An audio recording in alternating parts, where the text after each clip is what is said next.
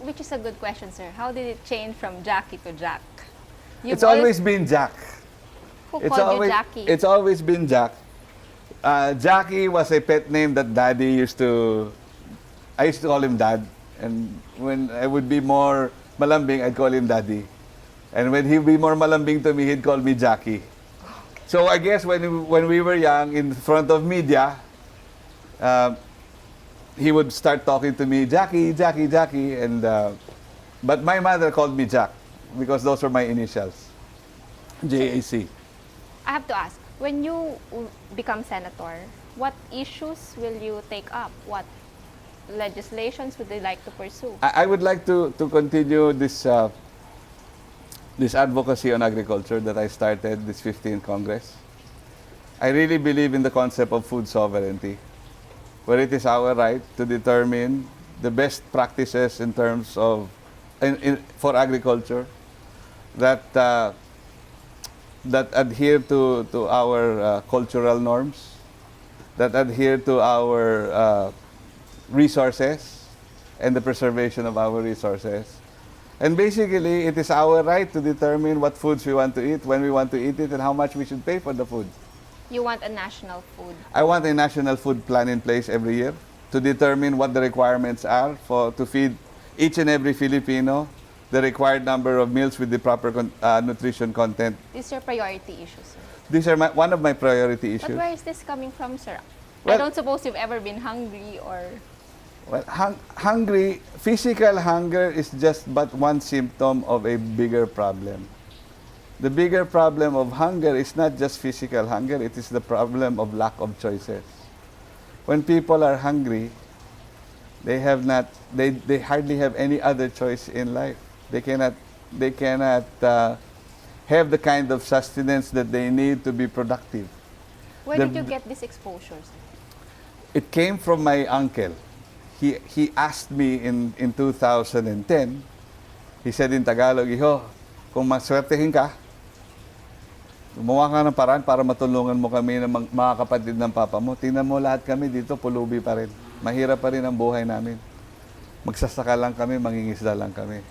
And I go, all my 10 towns are rural. All my 10 towns rely on agriculture for their living. All the people in my 10 towns. And yet, we are a country that has so much resources that are untapped. Our people are leaving the countryside, leaving the farming sector, leaving the fishery sector to look for work, available work in the more urban areas. But they really do not want to do that. They want to stay home, in a place where they are familiar with, tilling the land that they love.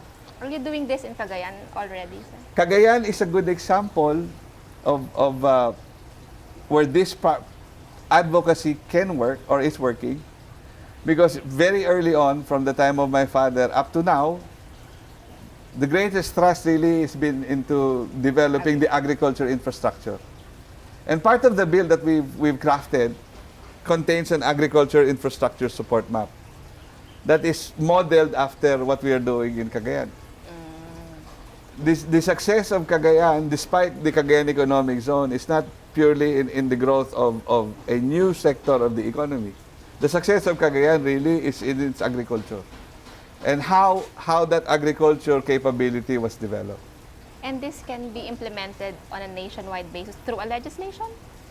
What we're hoping to do is to be able to allocate the right amount of resources and adopt an agriculture first policy in this country that will allow each and every province to develop its agricultural sector to the point that each province is self-sufficient in its staple foods.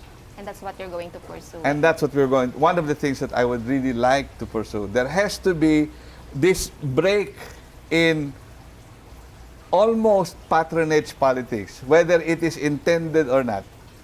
The system is structured in such a way right now that if you are not close to the decision makers, if you are not close to the purse, you will not be given the necessary resources to develop that particular sector of your economy that will greatly benefit the majority of your constituents. if we are serious in this country to uplift the lives of the majority of our Filipinos, we have to look at agriculture because that is where the livelihood of the majority of the Filipinos come from. Others would look into the RH bill as a solution to... What do you think about the RH bill? That will be a medium to long-term solution. But how do you address the present demand now?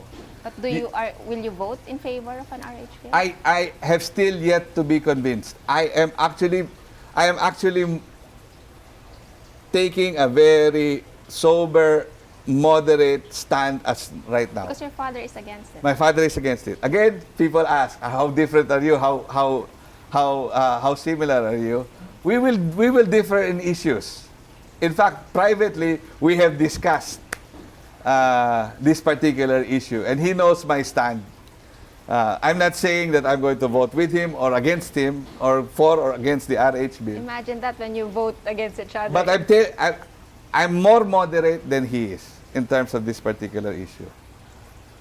I have yet to be convinced, though, that population automatically contributes to poverty. I think the provisions of the reproductive health bill, particularly the provisions on women's health and choice, I think is very crucial in this time.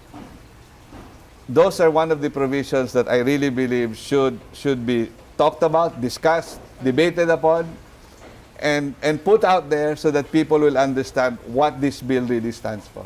Freedom of Information Act. Freedom of Information Act should have been done first day of Pinoy's administration. You're in favor? I am in favor. Get it out there. Let people know. Be fully transparent. In fact, if the president were serious about freedom of information, he can do it by means of an executive order. He can instruct all the departments under him to release the information if they have, if they truly want transparency there and they really want to fulfill their campaign promise. Charter change. Charter change, certain provisions I believe will need to be amended. The economic? The economic provisions I believe will need to be amended. And realistically, as things are panning out now, I believe in a two-party system.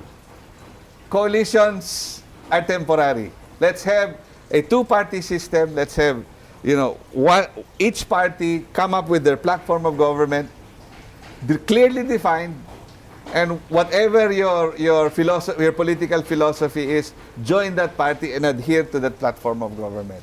That's what I truly believe. Because as things are panning out now, you can have a multi-party system, but you will still have two coalitions fighting each other. Last question. I'm enjoying this conversation very much. Will your father be involved in your campaign? He promises to be involved in the campaign of UNA. But so far, how is he helping you in your campaign? So far, he is smiling and giving me high fives. Because, truth be told, the first time my father ever saw me in a political setting was just last June when I brought him to my sectoral consultations in Cebu. And he could not believe what you have been doing. What I have been doing. And by that time, I had covered the country already, at least to the point of 70 provinces and about 90 sectoral consultations. So, medyo the things that I was saying were familiar to me already, but it was new to him. It was new to him. And what did he tell you after that? He smiled. He was like a proud father, just like I am a proud son.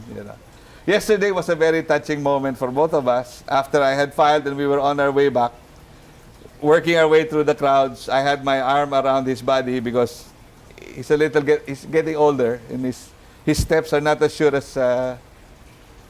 And now it's the young man who's sort of guiding the old man now. But he has a lot to teach me. And given the opportunity, I have a lot to learn from him.